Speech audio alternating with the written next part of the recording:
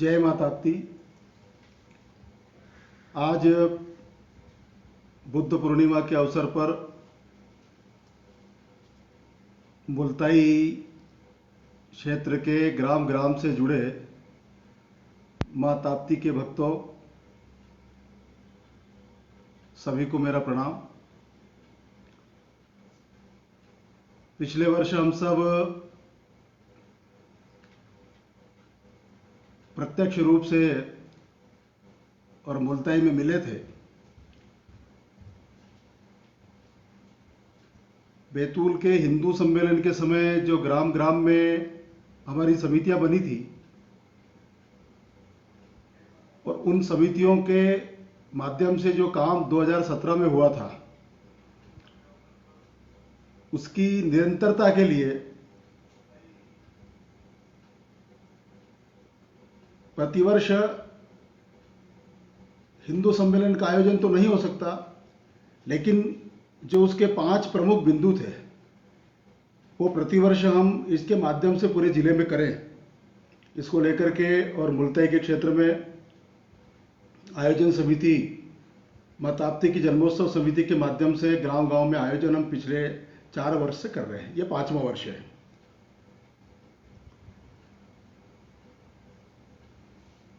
ग्राम विकास को लेकर के गौ संवर्धन, वृक्षारोपण, जैविक कृषि और मां ताप्ती सदा नीरा कैसे बने, उसके लिए इस समिति के माध्यम से सभी कार्यकर्ता निरंतर प्रयासरत है। हम सब जानते हैं कि यह अत्यंत संकट का समय चल रहा है और केवल हमारा देश ही नहीं तो संपूर्ण विश्व इस समय चाइनीज वायरस, जिसे कोरोना महामारी के नाम से और दुनिया जानती है, उससे पीड़ित है। सारी दुनिया, चाहे वो विकसित देश हो, विकासशील देश हो, अविकसित हो, अर्धविकसित हो, अमीर देश हो, गरीब देश हो, दुनिया का हर देश, एशिया, यूरोप, सारी दुनिया इस महामारी के कारण और मानो थम सी गई है। इससे कैसे निपटा जाए अभी भी और ठीक से इसका निर्णय पूरी दुनिया नहीं ले पा रही है और इसके कारण हमारा जो निरंतरता काम में थी वो प्रत्यक्ष रूप से हम करने में और उसमें बाधा आई है। और इसलिए आज मां ताप्ती जन्मोत्सव समिति के माध्यम से हम इस वर्चुअल संवाद सभी लोगों से कर रहे हैं। हम सब जानते हैं कि मुल्ताई यह मां ताप्ती का उद्गम स्थल है और उसके कारण सारे विश्व में हमारी नगरी की एक धार्मिक नगरी के रूप में, मां ताप्ती उद्गम की नगरी के रूप में और उसकी पहचान है। मुल्ताई से निकल करके और गुजरात तक 750 किलोमीटर लगभग बहने वाली ताप्ती मैया के कारण हमारी पहचान है और इसलिए पिछले 8-10 वर्ष से मां ताप्ती के प्रति हम सब, उसके पुत्र और पुत्रियां मिलकर के सामूहिक रूप से और विशेष प्रयास कर रहे हैं। पहले वर्ष में एक बार मां ताप्ती का जन्मोत्सव होता था, हम एकत्रित होते थे, लेकिन अब हर पूर्णिमा को मां ताप्ती की महाआरती का विशाल आयोजन होता है और उसके कारण मां ताप्ती के उद्गम स्थल की स्वच्छता, उसकी महिमा, ये धीरे धीरे पूरे देश में हो रही है। और हम सब देख रहे हैं कि मुल्ताई की जो पहचान है वो मां ताप्ती के कारण सारे देश में बढ़ रही है और इसका जो जवाबदारी है वो न केवल मुल्ताई नगर के लोगों की, बल्कि मुल्ताई के आसपास के जो ग्राम हैं, ताप्ती बेसिन में जितने गांव आते हैं, मां ताप्ती के कारण जो लोग अन्न और जल खा और पी रहे हैं, इन सभी का दायित्व है कि मां ताप्ती की महिमा केवल पुराणों के बखान करने से या उसके धार्मिक महत्ता बताने से केवल पूरी नहीं होगी, अपितु यह मां ताप्ती जब तक सदा नीरा नहीं होगी, जब तक इसके जल में निरंतरता नहीं आएगी, तब तक हम चैन से नहीं बैठेंगे। और उसके लिए हमने पिछले 5 वर्ष से भागीरथी प्रयास प्रारंभ किए हैं। मां ताप्ती के किनारे वृक्षारोपण का एक बड़ा अभियान प्रारंभ किया है। जल संरक्षण को लेकर के गांव-गांव में जल संरचना बनाने का काम किया है। और इसी के साथ में उससे जुड़े अनेक आयोजन हम हर वर्ष गांव में प्रत्यक्ष रूप से करते हैं। आज हम सब अपने अपने परिवारों में सामूहिक आरती मां ताप्ती की कर रहे हैं। गांव-गांव में आज यज्ञ और हवन के आयोजन हुए हैं और इसके साथ में ही मां ताप्ती की आरती हमने की है। कोरोना का जो संकट है, इसके कारण अनेक प्रकार की समाज में अव्यवस्थाएं निर्माण हुई है, अनेक प्रकार के संकट आए हैं, लेकिन इसके कारण हमको अनेक प्रकार की सीख भी मिली है। परिवार के साथ मिलकर के पिछले 1 वर्ष से हम सब, और यह हमको ध्यान में आया है कि वास्तव में हमारा जो जीवन है, हमारी जो जीवन पद्धति थी, वो किस ओर जा रही थी। हमारे पूर्वजों ने जो हमको सीख दी थी, उसको कहीं ना कहीं विस्मृत हम लोग करते जा रहे थे। और इसलिए चाहे वो प्राकृतिक आपदा हो, चाहे अन्य संकट हो, किसी न किसी कारण से और हमको अपने मूल पर कभी न कभी लौटना पड़ेगा। और यह संकट ने हमको यह आभास कराया है कि कहीं ना कहीं हम अपनी प्रकृति से, अपनी संस्कृति से, अपनी विचारधारा से हम दूर होते जा रहे थे। और पिछले 1 वर्ष से हमने देखा कि हमारे जीवन में अनेक प्रकार के परिवर्तन आए हैं।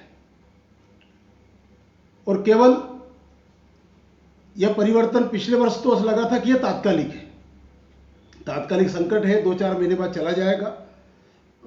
धीरे धीरे और देखा कि कोरोना का संकट दूर भी हुआ था और सब लोग ये मानने लगे थे कि यह क्षणिक था और एक संकट आया था, चला गया। लेकिन जो ये दूसरी लहर आई, इन सब ने पूरी दुनिया को सोचने पर यह विवश कर दिया है कि आखिर हम जो हमारी जीवन जीने की पद्धति है, इसमें हमको आमूलचूल बदलाव करना पड़ेगा, परिवर्तन करना पड़ेगा। हमारी जो जीवन शैली है, जो हमारे पूर्वजों ने हमको सीख दी थी, उसके बारे में हमको फिर से सोचना पड़ेगा। जिस आपाधापी में आज दुनिया आ गई थी और 1 वर्ष से सारी दुनिया थम गई है, तो हमको सोचना पड़ रहा है कि हमको क्या करना है। भारत के जो 6 लाख से अधिक गांव हैं, उन गांव के लोग भी फिर से विचार कर रहे हैं। और जो गांव छोड़ करके शहर में आ गए थे, जिन्होंने फ्लैट बना लिए थे, मकान बना लिए थे, वो लोग भी सोचने पर विवश हो गए कि हम गांव में अच्छे थे और हमारा घर, एक घर जो है वो गांव में होना चाहिए, खेती बाड़ी होना चाहिए। अनेक चीजें सोचने पर हम धीरे धीरे विवश हुए हैं।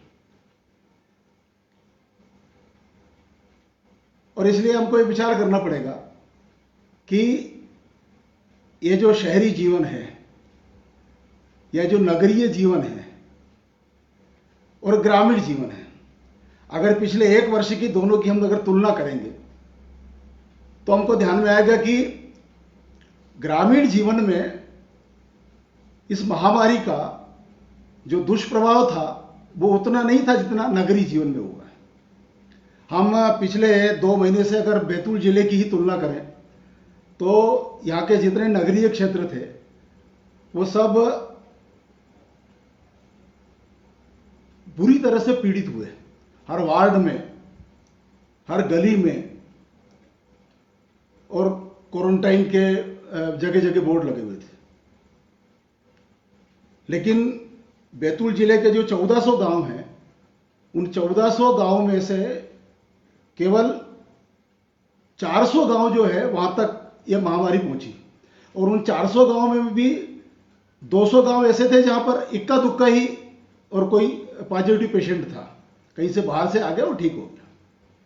और इसलिए हमारे 1400 में से 1200 गांव जो है वो इतनी भयंकर होने के बाद भी हमारे गांव सुरक्षित थे। गांव में सारी गतिविधियां सुचारू रूप से चल रही थी।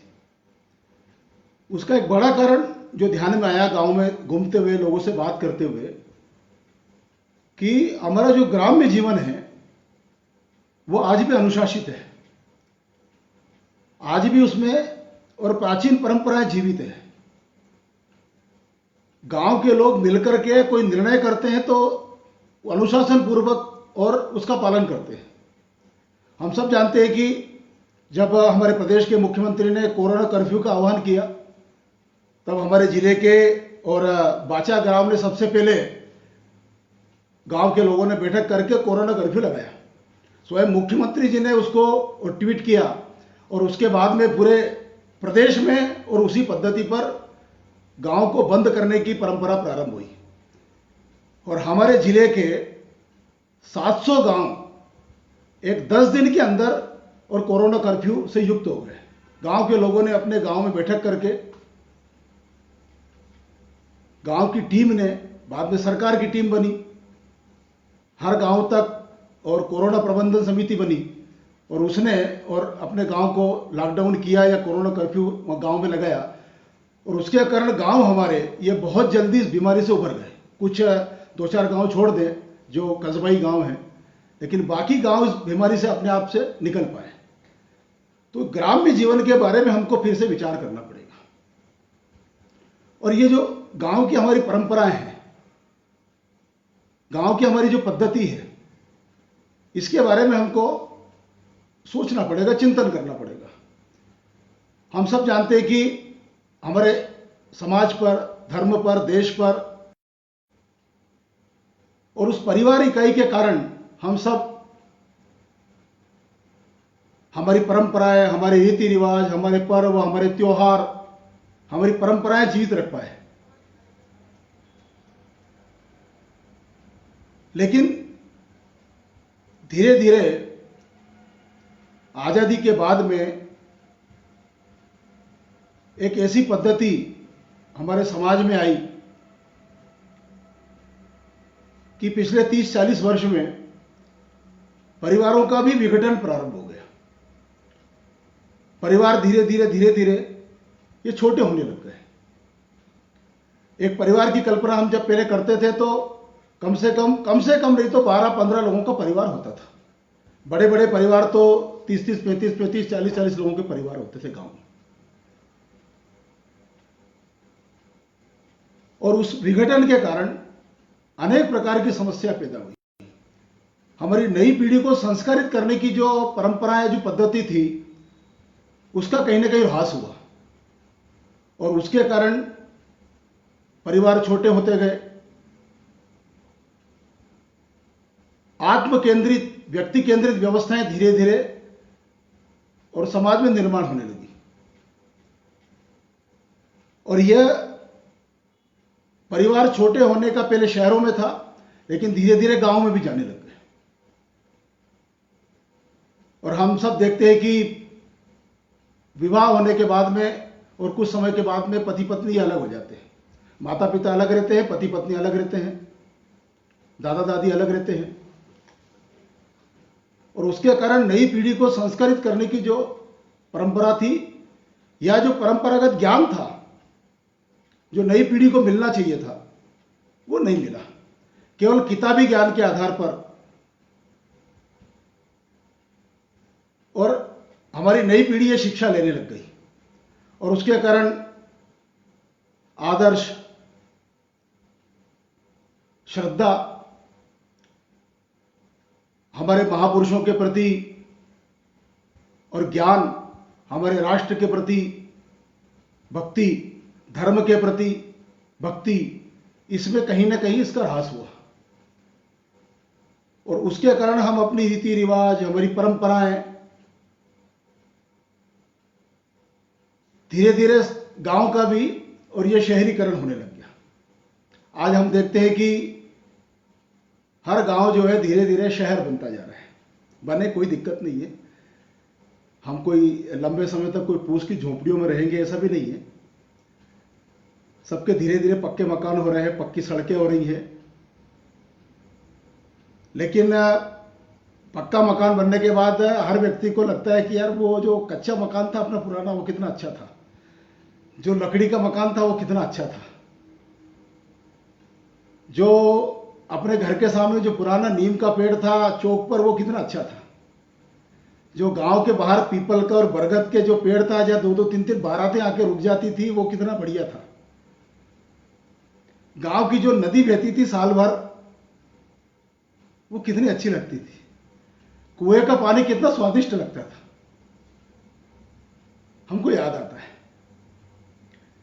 अब वो चीजें कैसे वापस लौट करके आएगी, हम नहीं कहते कि भाई सबके हर व्यक्ति अपने और पक्के मकान में रहना चाहिए, गांव तक पक्की सड़कें बन रही है, अब तो खेत तक की पक्की सड़कें बन रही है धीरे धीरे। लेकिन गांव का जो शरीर है वो शहर का बन सकता है, बन जाए, बनेगा भी आगे चल करके। लेकिन गांव की आत्मा शहर के नहीं बनना चाहिए। गांव की आत्मा जो है वो गांव की रहना चाहिए। और उसके लिए हमको अपने परिवार में ये विचार करना पड़ेगा। हमको अपने गांव में जो हमारे गांव की टीम है उसके साथ बैठ करके विचार करना पड़ेगा कि मेरा गांव कहीं शहर तो नहीं बन रहा है। मेरे गांव में हम सब एक दूसरे की परस्पर सहायता, जिसको हमारे यहां पर परस्परावलंबन कहते थे, ये जो परस्परावलंबन था ये केवल वाक्य नहीं था, व्यवहार था। क्योंकि गांव में जितने लोग रहते थे वो सब एक दूसरे से व्यावसायिक रूप से भी जुड़े थे और भावनात्मक रूप से जुड़े थे। गांव में कोई लोहार होगा, कोई सुतार होगा, मोची होगा, दर्जी होगा, कुम्हार होगा, सब लोग एक दूसरे से अवलंबित थे। खेती के काम से सब लोग जुड़े थे और इसलिए स्वावलंबन था सबके साथ में, लेकिन इसके साथ परस्परावलंबन भी था। और उसके कारण गांव एक संपूर्ण इकाई था। लेकिन धीरे धीरे सारी चीजें हम सब देखते हैं कि आज वो नहीं बची। आजकल हर चीज हम बाजार से लाते हैं, कोई भी गांव में एक दूसरे पर अवलंबित नहीं है। लेकिन ये 1 साल ने हमको याद दिलाया कि वो परस्परावलंबन ज्यादा अच्छा था।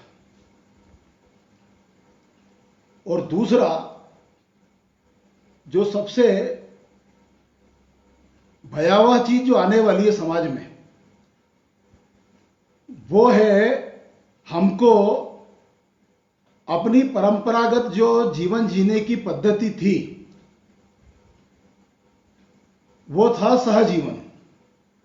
तो सहजीवन ये केवल मनुष्यों के और परिवार के साथ केवल नहीं था, तो ये सहजीवन पूरी प्रकृति के साथ था, जीव जंतुओं के साथ था, पेड़ पौधों के साथ था। कुत्ता, बिल्ली, गाय, बंदर, गिलहरी, चंदा मामा सब हमारे सहजीवन के अंग थे। लेकिन धीरे धीरे हम इससे भी दूर हो गए। घर पे पहली रोटी किसी को नहीं दी जाती थी, कितनी भूख लगे बच्चा रोने लग जाए, पहली रोटी किसी को नहीं दी जाती। पहली रोटी गौ माता के लिए रखी जाती थी और आखिरी की रोटी भी छोटी बनाते थे तो वो कुत्ते के लिए होती थी। तो सबसे पहले हमारा ध्यान किसका था, सबसे आखिरी में भी ध्यान किसका था? गांव में जब पहला अन्न आता था तो पहले मंदिर में चढ़ाते थे। पहला आटा जब पिस करके आता था तो चींटियों को डाला जाता था। तो यह सहजीवन की परंपरा हमारे व्यवहार में थी, केवल सिद्धांत नहीं था। और उसके कारण व्यक्ति ये एक गांव में बैठ करके गांव के मंदिर में धर्म की जय हो, अधर्म का नाश हो, प्राणियों में सद्भावना और विश्व का कल्याण, ये विश्व का कल्याण वसुधैव कुटुंबकम एक छोटे से गांव में व्यक्ति बोलता था। तो ये उस केवल वाक्य नहीं था, केवल उद्घोष नहीं था, ये व्यवहार है, क्योंकि वो वैसा जीवन जी रहा है। आज हम अपने गांव की तरफ दृष्टि दौड़ाएं, हमारे घर को देखें, हमारे घर के बाहर देखें। हमारे गांव में कोई त्रिवेणी है क्या? बड़ पीपल और नीम का कोई पेड़ है क्या एक साथ लगे हुए? हमारे गांव में जो पंचवटी हुआ करती थी, हमारे गांव में जो हरिशंकरी के पेड़ हुआ करते थे, हमारे गांव में जो क्षीरी वृक्ष हुआ करते थे, 100 साल पुराने पेड़ थे। तो दृष्टि दौड़ा हमारे गांव की जमीन पर, धीरे धीरे सब समाप्त होते जा रहे हैं।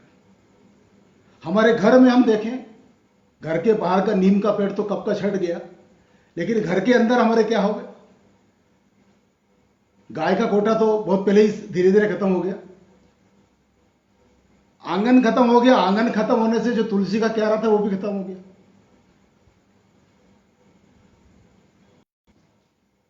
कमरे हो गए,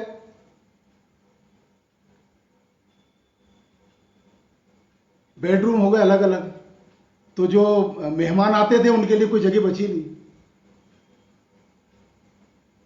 तो धीरे धीरे हमारे देखते ही देखते हमारे परिवार में, हमारे गांव में कितना परिवर्तन हो गया। और सबसे बड़ा दुर्भाग्य जो आया है वो हमारी खाद्य श्रृंखला पर हुआ है।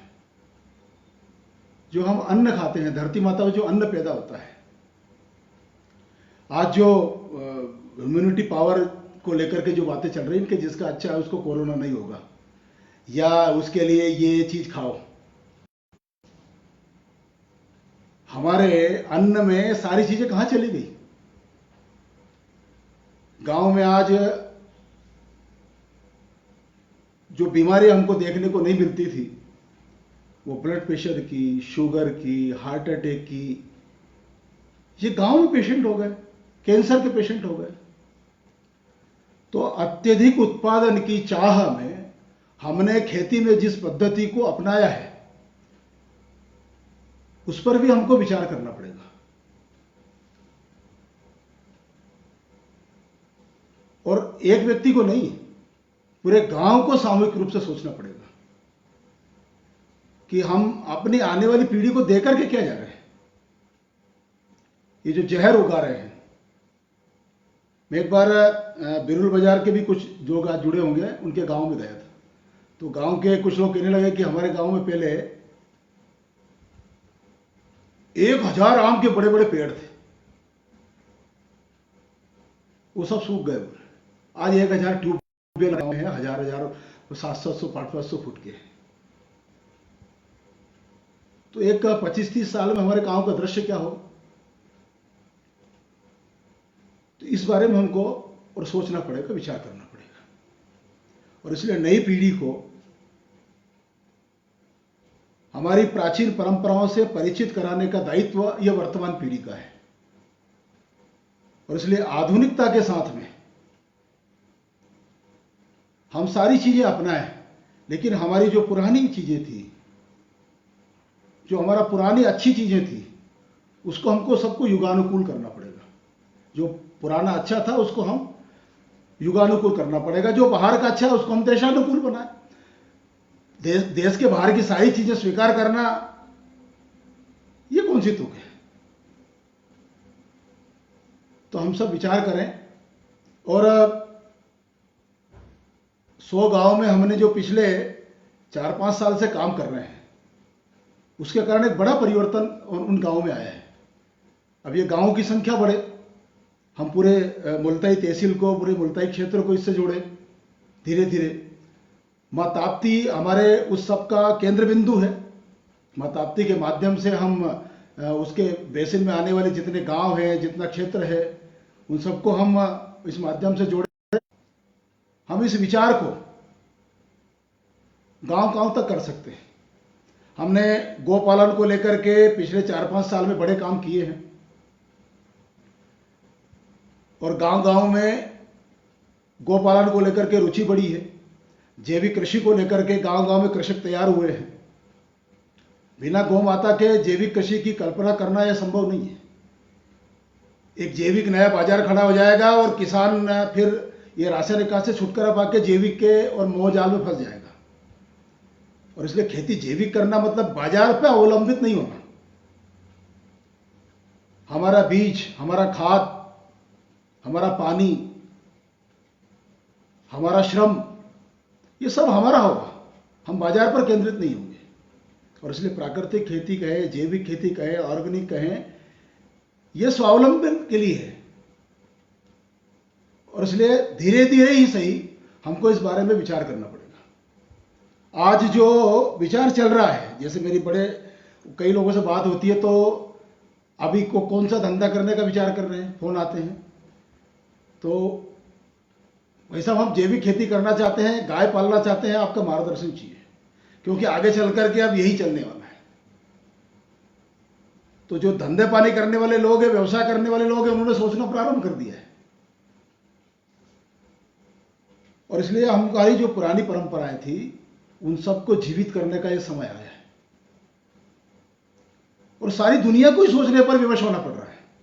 और आगे चल करके जीवन पद्धति में एक बड़ा बदलाव आएगा। और यह बड़ा बदलाव गांव से प्रारंभ होगा। जो हमारे विद्यार्थी जो बड़े शहरों में गए थे, वो लौट करके वापस आ रहे हैं।